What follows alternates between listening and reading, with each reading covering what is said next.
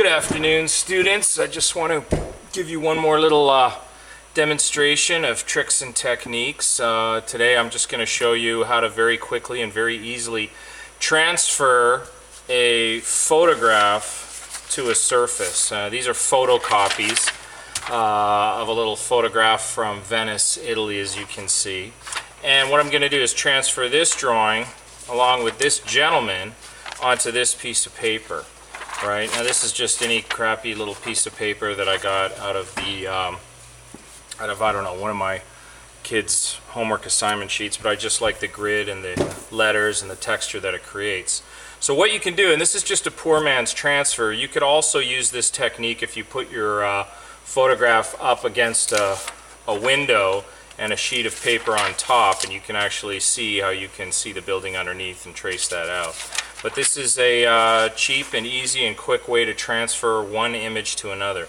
Now what you do is you take your pencil and on the back of your paper you just lay down a sheet of graphite.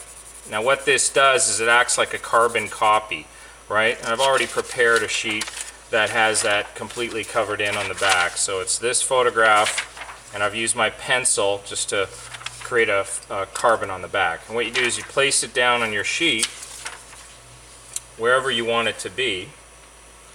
You might want to put some tape in it to tape it down so it doesn't move. And all you do is you draw right over top of your image, pressing relatively hard. I'm going to go very quickly just so you can get the idea, but also the photograph that I used was converted into black and white just because I'm going to draw it and I want to see all these little black marks and fill all these areas in, and here's my bridge and whatever. Now obviously I'm moving very, very quickly. You can slow right down and you can make this almost a photographic transcription of the photograph onto the paper, but for time and economy I'm just gonna move ahead very, very quickly here. And what I'm doing is just basically very loosely drawing over all the dark spaces, and you'll notice what happens on the other side of the sheet when I lift it up. You're going to see this wonderful image of these buildings and things behind it, right? Like I say, you can slow right down, you can get right into the guy in here and just trace and draw over him. And what it's doing is it's creating this very light impression on the other side of your paper. Now this is not going to do your entire drawing for you, right? But what it'll do is give you a basic structure of where everything is, right? Very quick, easy, basic structure, right? I'm not going to spend any more time on this. Now you can lift this up and you can see your drawing here, and you can go back in yourself and strengthen the drawing. You see how it's very faint, right? Spend a little time building it up, creating your little thing here. But what's good about this technique is when you come into this stage and you just want to draw your objects, you're not worrying about the structure of where everything is, right? That's all laid out for you. You just have to spend your time strengthening the drawing. And I'm going to do likewise now with this guy. Let's just assume that I've built up my shapes and I've got my city structure here, and this is the bridge, and I've got all my arches and everything in there. Now I want to take my gentleman with the nice beard and I want to put him on there, and I do likewise on the back. I'm going to add a little graphite ground just around the areas that I'm going to draw. I'm going to do the same thing with this guy, right? So you hold your paper down. Now obviously at this stage this stuff can't move, right? So now when you're in here, again, this is not the end of the drawing, but this will give you basic structure of where all the features are, remembering from our first demonstration how important light and shadow is. If you have it, you want to exploit that.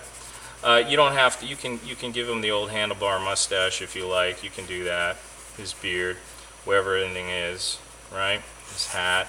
But this will help you very quickly, and you don't have to be as quick as I'm going now. This is just simply for a demonstration purposes. Right? So we're going to lift him up, and you see that he's down on the image. Now here's the thing, that's again not the end of your drawing. You're going to have to get back in here and strengthen him up, and you use your photograph to work from. And this is part of the thing that you're required to do in this class, Global Sketchbook, is you build your imagery based on all the stuff that you've found and worked with during the day, right? Again, going back to what we had before, if you want to lift something out with your eraser, you can lift the previous drawing out. Keep them going. Again, our friend the smudging stump, if you want to use this guy, you can, keeping it very dirty.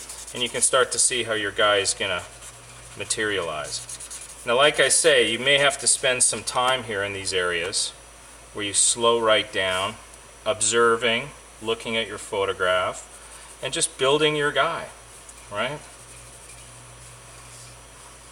Spend a minute here, his crazy hat. You know, you can maybe make your own hat. How about that? We're going to make our own hat on this guy, right? There's no blueprint. What do we say? We want to give him a handlebar mustache? Let's do that. Let's give him the full-on thing. Now look, even after you drop in the features of your guy, maybe you want to take it to another level as well. And you can use any kind of surfaces or techniques or materials that you like. I'm going to just very quickly put this guy in here. You can go in with your Sharpie markers if you want to just strengthen things up a little bit, maybe strengthen the line, right? Anything you want to do, you can do. There's no blueprint. When it comes to sketchbook work, it's just whatever's going to make you make a cool image. Does that make any sense? Right? So you can see how very quickly you're going to be able to, what's he got, a tie here? Really build great imagery, and utilizing as well the ground that you're on, any paper, found objects, things like this. Basically, this class is about making really cool imagery, and if you do boring things, that's kind of your fault, because you have the freedom to do whatever, be as creative as you want. Now you also look at the way I'm drawing here. Now, the thing about making an image that's fun to look at is you just put in the time and stick with it, and you will be rewarded. Let's build that top of the building just a little bit. And obviously here you could see an opportunity for you to collage in elements. Just take some cut pieces of paper and maybe you want to fill his jacket in or whatever you want to do. Put some clouds, you could see where you could put some color. But now you're starting to see an image emerge where you had nothing, just using very basic techniques. So think about trying that out, and I'll be back in touch with other techniques as we go along.